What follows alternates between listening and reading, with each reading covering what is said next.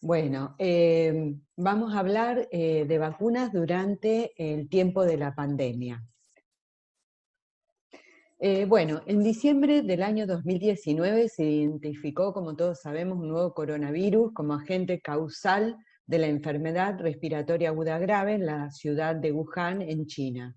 El virus se propagó rápidamente a diferentes países del mundo y la OMS declaró la pandemia el 11 de marzo del 2020.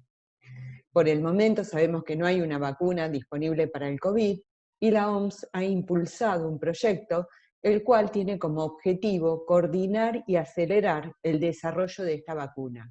Actualmente hay alrededor de 6 vacunas candidatas que ya han iniciado los ensayos clínicos, muchas en fase 2, y 77 que están en fase preclínica.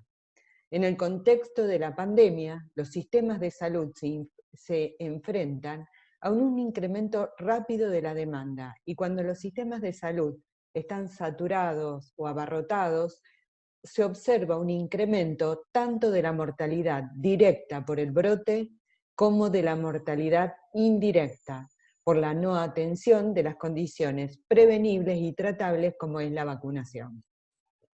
Por lo cual la OMS recomienda que la vacunación debe ser considerada un servicio de salud esencial que no debe ser interrumpido. Acá tenemos el número de casos de COVID. En amarillo vemos Europa, cómo va disminuyendo y dando vuelta la curva. En gris, los países asiáticos. Y fíjense el aumento en el número de casos en el continente americano, donde actualmente está el foco de la infección. En cuanto a los números del mundo, estos son datos del Johns Hopkins del 20 de mayo del 2020, donde hay alrededor de 5.690.000 casos y casi 400.000 muertes. ¿Qué pasa en Latinoamérica? ¿Qué pasa en los países de nuestra región? Predicciones basadas en modelos matemáticos y en evaluaciones epidemiológicas sugieren que la pandemia incrementará su ritmo durante los próximos meses, a pesar de que las medidas de mitigación que están en pie en la mayoría de los países. Coincide, digamos, el pico de la pandemia con un inicio del periodo invernal en los países del Cono Sur, lo cual tendrá un impacto acelerador en la pandemia. Tiene como característica en nuestra región, en los países latinoamericanos, que afecta sobre todo a personas más jóvenes que lo que ocurrió en Europa. En Brasil, solo el 69% de los fallecidos tenían más de 60 años, mientras que en España e Italia el 95% de los decesos eran mayores de 60 años. Las condiciones de vida de una gran parte de los pobladores de nuestra región tienen dificultades, como decía Ángel, acceso al agua potable y el hacinamiento en estos barrios populosos. La precariedad de algunos países en su sistema de salud, con una baja inversión en salud pública, y la distribución no equitativa del recurso, un elevado nivel de gasto, no siempre se traduce en un acceso universal de la salud. Entonces aquí podemos ver el mapa de América, el 24 de mayo, donde los círculos están bien concentrados en Estados Unidos y Brasil, con 2.395.000 casos y 141.472 muertes. Acá están los países en orden de acuerdo a la cantidad de casos, liderando en América Latina Brasil, seguida por Perú, México, Chile, Ecuador, Colombia, y bastante abajo está Argentina. En Brasil la enfermedad ha alcanzado un crecimiento exponencial durante las últimas semanas, y sus casos y muertes contribuyen al 84% de los casos y al 78% del total de la región, respectivamente. Aquí están las tasas de letalidad en América Latina, estando en primer lugar Nicaragua, Honduras, México, Haití, Brasil, y aquí está Argentina con un 4,93%. Aquí está otra forma de ver de acuerdo a los casos confirmados en Argentina. Este gráfico es del 26 de mayo, seguimos con 22 provincias afectadas, sigue sin estar afectada Catamarca y Formosa, con 126.126 casos notificados y casi 500 muertes. Aquí desglosamos un poco la tasa en niños, de 0 a 9 años, 887 casos, 11,9 por 100.000, y de 10 a 20 años, 953 casos, 13,5 por 100.000, son tasas bajas, y 0% de letalidad. Aquí están los casos confirmados por provincias, agrandándose los círculos en Cava y en provincia de Buenos Aires, y estando también marcado en la provincia del Chaco. Aquí están los casos confirmados, acumulados, con el correr de la pandemia, y en rojo están los casos que han fallecido.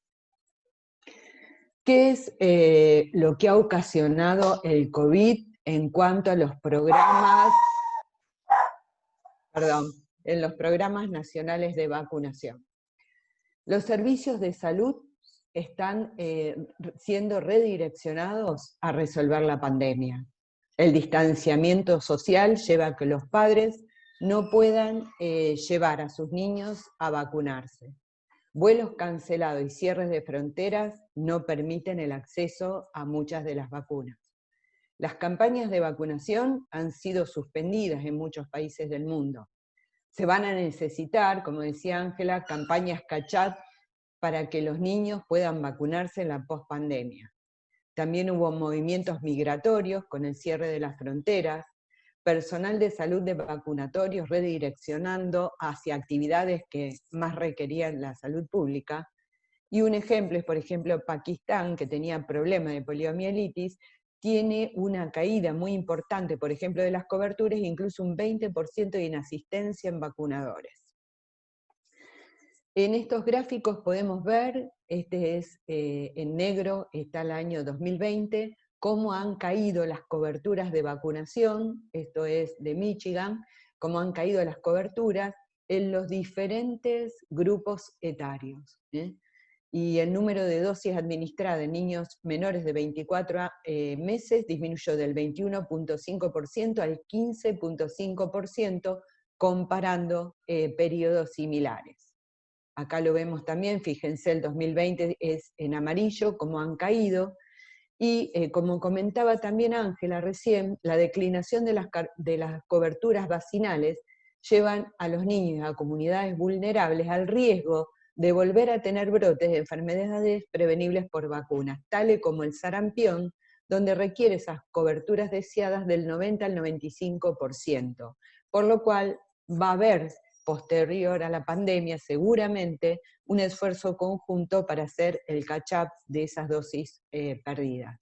Esto es de Estados Unidos, en la curva de línea completa son las dosis dadas de vacunas no influenza, y en línea punteada las dosis de vacuna que contienen sarampión, cómo caen las dos, cómo caen acá también las coberturas en menores y mayores de 24 meses, y ha empezado a aumentar en las últimas semanas, pero una gran caída de las coberturas.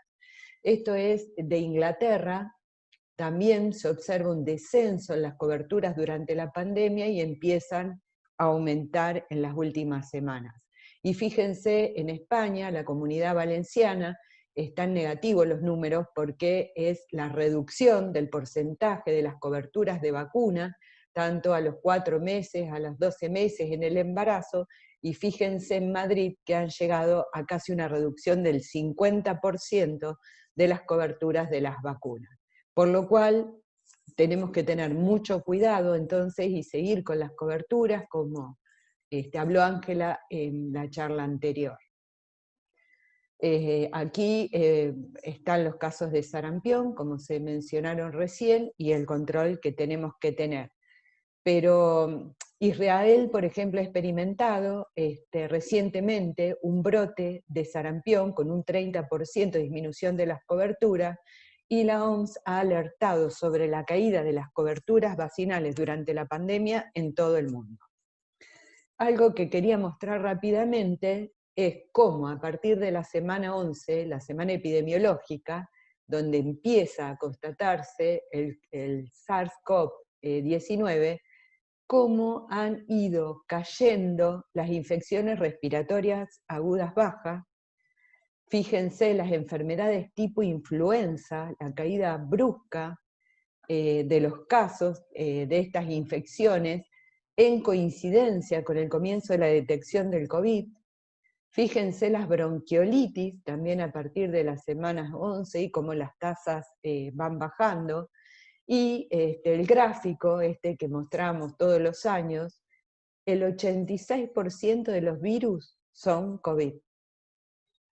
O sea, ha ocupado este nicho en forma muy importante. Le sigue en orden de frecuencia adenovirus, el virus sincicial quedó a este pequeño porcentaje, virus para influenza y el resto son virus influenza. También otro dato a tener en cuenta en cuanto a las vacunas y la pandemia son estos trabajos en cuanto a usar la vacuna de BCG con el fin de reforzar la inmunidad de la población en contra de infecciones virales. Sin embargo, tenemos que tener mucho cuidado con esto, hay una falta de evidencia científica todavía, y esto es un documento en que todas las sociedades científicas de nuestro país nos hemos puesto de acuerdo en que la vacuna de BCG no sea usada fuera de la edad recomendada en los calendarios de vacunación, sin la evidencia suficiente para ser usada en la pandemia. Entonces, tanto el Consenso Latinoamericano de Infectología Pediátrica, como el Ministerio de Salud, como la Sociedad de Pediatría, como la OMS, se han puesto de acuerdo en qué hacer durante esta etapa de pandemia. Por ejemplo, declarar formalmente la vacunación como una actividad priorizada de salud. Simplificar la emisión de autorizaciones para la circulación de las personas que puedan acudir a los vacunatorios. Con respecto a los grupos de riesgo, tratar de localizarlos, focalizarlos y poder hacer un contacto con ellos, por ejemplo, por WhatsApp o por mail, para tratar de que esas personas de riesgo vengan a los vacunatorios a vacunarse. Mantener abiertos los centros de salud. Optimizar el funcionamiento de la cadena de traslado y almacenamiento de vacunas. Sostener la vigilancia epidemiológica de las enfermedades inmunoprevenibles. Evitar el redireccionamiento de vacunadores o personal del vacunatorio a otras áreas de la salud. Respetar las salas de espera con el distanciamiento social, que la gente acuda con el barbijo o con el tapabocas y que tenga ese distanciamiento de 1 metro en la cola. Reforzar la limpieza del vacunatorio, de todas las superficies, escritorios, mesas, interruptores de luz y de objetos, teléfonos, celulares, mouse, teclados, con una dilución de 10 mililitros de lavandina en 1 litro de agua o la dilución de alcohol al 70%. Evitar actividades masivas de vacunación. Aprovechar cada contacto del sistema de salud con el paciente para revisar el carnet y recomendar las vacunas que requiere de acuerdo a la edad. Elaborar estrategias de catch-up post-pandemia. Recomendar para el vacunador el lavado de manos con agua y jabón o con una solución de alcohol gel. No tocarse los ojos ni la boca y en el caso de hacerlo, lavarse inmediatamente las manos.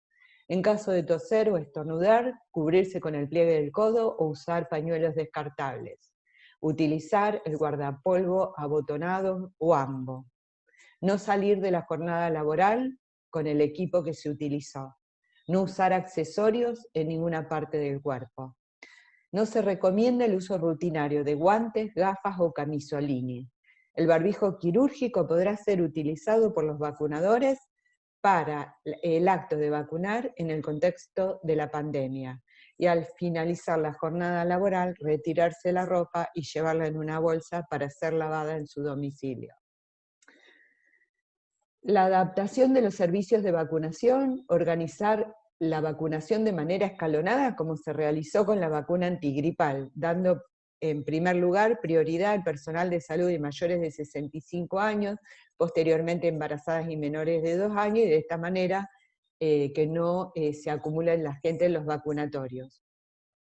Priorizar la vacunación del personal de salud, modificar los horarios de los vacunatorios, adoptar el horario de las cámaras de almacenamiento, organizar la vacunación, por ejemplo, adultos de 8 a 9:30 de la mañana, adultos mayores de 10 a 12 horas, de tal manera de que no se acumulen en el vacunatorio. Organizar las tácticas de vacunación extramuro, poder ir a lugares donde es difícil la movilidad de la gente, y entonces poder ir a vacunar esos sitios.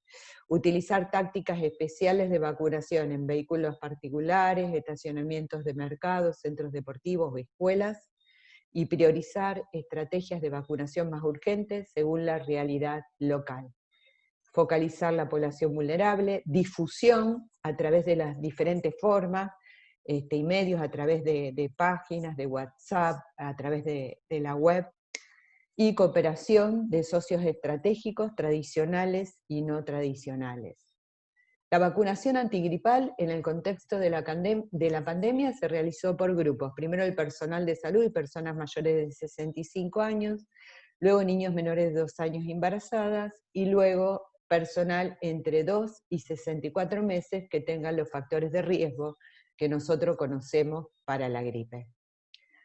La SAP recomendó durante la pandemia que era muy importante que los niños menores de 18 meses deberían acudir a vacunarse para tener buenas coberturas de enfermedades invasivas como hemófilus, tos convulsa, las vacunas de los 15 meses, donde está también la varicela, y la aplicación de la vacuna antigripal en niños a partir de los 6 meses hasta los 2 años. La atención de la pandemia demanda que los mayores esfuerzos de los ministerios de salud y la sociedad se focalicen en el control de la transmisión del virus y sus consecuencias. Sabemos que esto genera una reducción sustancial, incluso suspensión, de muchas de las acciones de prevención y control, incluyendo las enfermedades inmunoprevenibles de alta sensibilidad en la reducción de las coberturas. Sabemos que los programas de inmunización de la región son muy exitosos, uno de los más exitosos del mundo, y han logrado mantener la erradicación y control de la mayoría de las enfermedades inmunoprevenibles. Sin embargo, estamos ante varios factores que dificultan la vacunación, dificultades económicas, financieras, de acceso, crisis humanitarias, características propias de las enfermedades y disminución de la confianza y la eficacia y la seguridad de las vacunas.